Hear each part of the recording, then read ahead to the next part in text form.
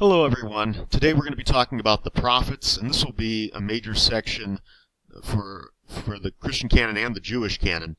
And what we want to talk about here are who are the major prophets, but also what's their historical context, where are they coming from. We aren't going to be getting into the prophetic books just yet. This presentation is going to be about laying the groundwork for where the prophets come from and what their historical and cultural context was like. So, prophets in the covenant. One of the biggest things about the prophets we're going to be looking at for the ancient Near East and specifically in Israel is that these are prophets that talk about the covenant. They are going to be the first major commentary on the covenant of their times that existed in ancient Israel. And so their main job is to basically act like attorneys for God and to call out Israel and say, hey, you're breaking the covenant, you're breaking our agreement.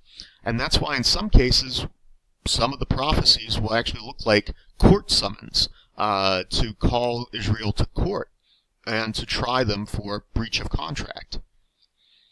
Keep in mind, a covenant is basically a business agreement. You have two different parties that are agreeing on one particular set of established expectations and behaviors.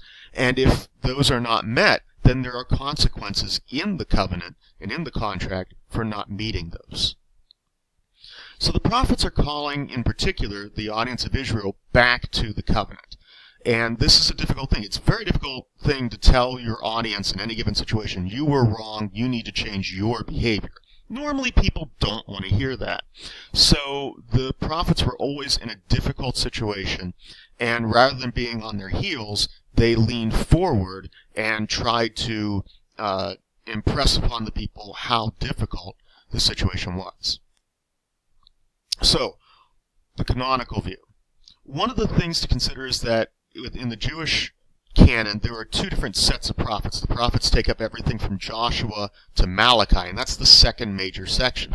So, whereas the former prophets are Joshua to 2 Kings, and they're called the former prophets because they come first in the canon, you then have the latter prophets, which is Isaiah to Malachi, and that will be they're called the latter prophets, not because chronologically they're later, but because they are later in the canon. Technically, the chronology of the prophets overall is extremely mixed. You're going to have different characters and different figures at different points of the canon. The major prophets that we'll see, Isaiah, Jeremiah, and Ezekiel in particular, are in both the Hebrew and the Christian canon. Daniel is in the major prophets only in the Christian canon. In the Hebrew Bible canon, he is in the writings, not among the major prophets.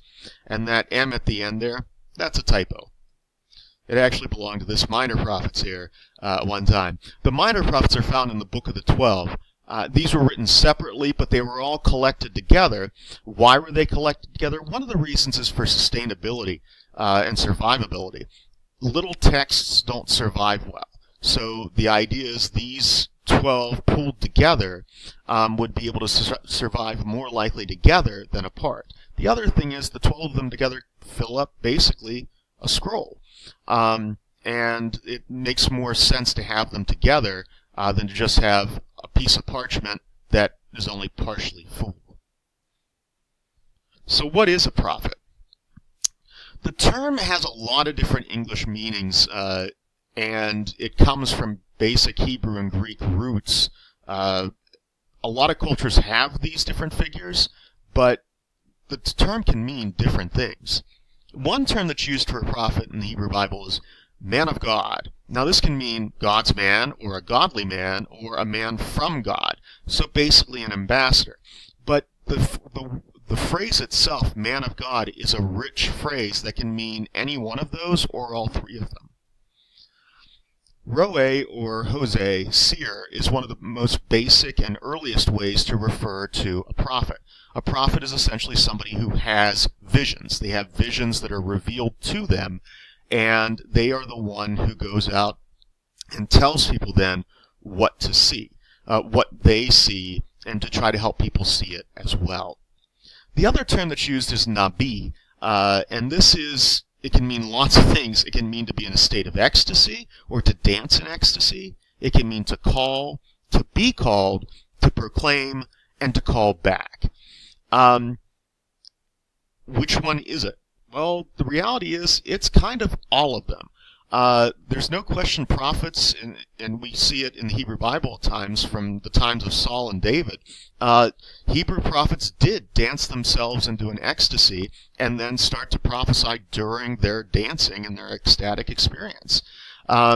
It can mean to call, meaning to call out, to call on people. It can be to be called, meaning you're called by the divine to do this thing. It can mean to proclaim the word of the divine and then to call people back. It means all of them. And again, you have this rich Hebrew language that can mean multiple things at different times. Where we get the term prophet from is actually from the Greek prophetes, which means spokesperson. And so that's how, when people were translating Nabi and Roe in the Septuagint, the Greek Septuagint, that seems to be the way they took it. Meaning, as a first layer of interpretation, they understood Nabi to be a spokesperson. The term prophetess will become, or the prophet in general, will become more specific as prophets speak out against idolatry in Israel and Judah. And these seers are going to become very public actors and speakers throughout the history of Israel. So where were they found? Prophets could be found anywhere in the ancient Near East and the Mediterranean realm. Prophets, as we understand them in terms of seers or spirit people, if we use the general anthropological term, are found in nearly every single culture. Why is this? Humanity's nearsighted. We can only see in 3 dimensions. We can't see what's coming next, and we can't really sometimes see what's behind us either, historically. We're kind of just stuck in the moment. And so we've always required individuals to help us see beyond what we can do. They were found everywhere in the ancient Near East, and Sumeria, Babylonia, Judah, and Israel. So Israel was not the only place with these prophets, and it makes sense that you're going to have a bit of cultural understanding and cultural guidelines that go into this, that Israelites would understand their prophets based on the customs and the understandings of what a prophet is in their neighbor's land as well. Where did they work? You're going to have 2 types of prophets in any given situation. You have full-time prophets and you have contract workers. A lot of prophets were employed by the king. The king needed advisors, and these would be like the talking heads on television today, where you have people go on CNN or C-SPAN to explain what is going on at any given time, or Fox News too. And this is basically what people were called on to do. Kings need advisors, and a lot of times, especially if your religion is connected with your politics, it makes sense to have religiously revealed ideas as well. And so a lot of advisors were prophets, and these individuals would advise, should we go to war? Shouldn't we go to war? What should we do in this time of famine? Why is this famine happening?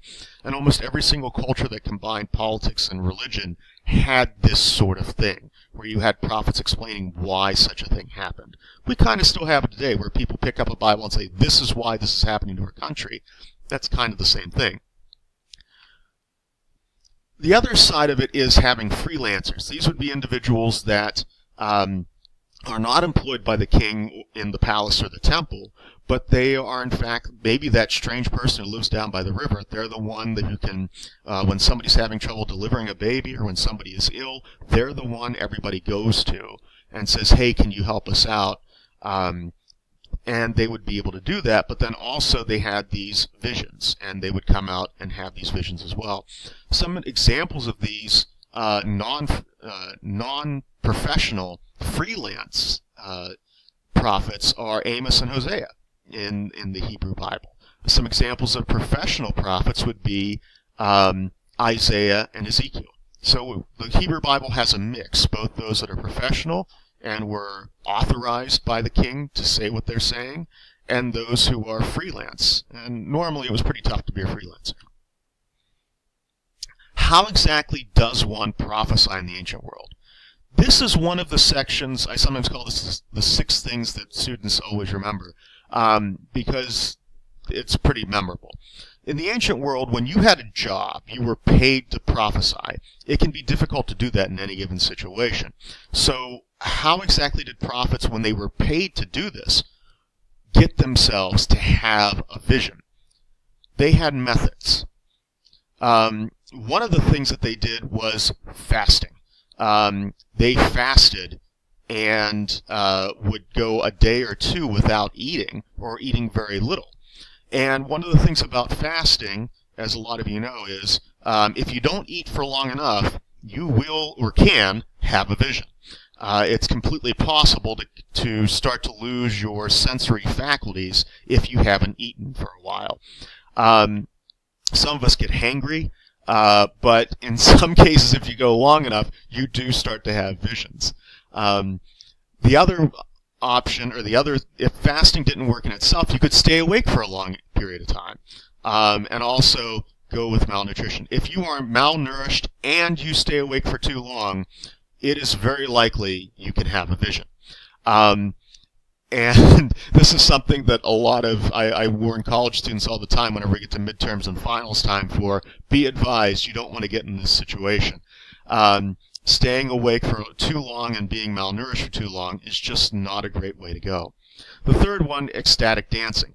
This one was used in ancient Israel up to and including 1000, and then at the time of David, they stopped. After that, they just didn't dance anymore.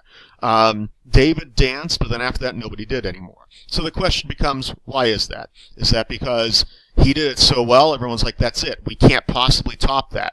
Or everyone saw David dancing and said, okay, we're not doing this anymore. It's not entirely clear. But one thing that is clear is ecstatic dancing was absolutely an approved method for having a vision in ancient Israel until it wasn't after David, and then it wasn't done anymore. One of the methods that was used a lot in the ancient Near East and Greece that simply was not used in Israel at any time until maybe the very end, in a text that does not make it in the canon with 4th Ezra. Chemical aids. Maybe something like a very heavy moonshine, or mushrooms, or other hallucinogens. These could be used by ancient Near Eastern prophets to have a vision. Now, a lot of these would be done in a process. So if the fasting didn't work, they would stay up for long. If they were fasting, staying up for long, and that didn't work, they would dance ecstatically. At this point, if it's been a couple days since you haven't eaten, and you've been staying up a lot, and you've been dancing a lot, and you still haven't had a vision, moonshine will definitely help with that. And then you also have the very last example, which would be bloodletting. Bloodletting was, it's a method that some prophets used in the ancient Near East, and it's actually mocked in 1 Kings 19 when the prophets of Baal are cutting themselves. Bloodletting is an extreme version of fasting. The theory behind fasting is if you're separating yourself from the things that keep you connected to life and keep you connected to the physical world, you will be more able to see the spiritual world. So that's the whole context, the whole theory behind fasting. Everything else is an extension of that and an elevation of that. Bloodletting is the ultimate escalation. If you are letting out the literal life in your body, that is the stuff that absolutely is keeping you alive and keeping you in the physical realm. And so bloodletting was the last vestige, really, in this escalation of what are you going to do if you're going to have a vision. And if you have done all these things and you're cutting yourself, you're very likely going to have a vision. Now, one of the other methods that was used was a visual aid. And this would be in terms of expressing a prophecy, not of getting to a prophecy, but of expressing a prophecy. A lot of prophets will use a visual aid to show the audience what they are trying to get across. Ezekiel does this a lot. Hosea does it with his own life. Isaiah walks around naked. We're going to see these examples across the board. But for now, it's worthwhile to remember these 6 things that almost every student always remembers about prophets. Thanks again, and have a great day.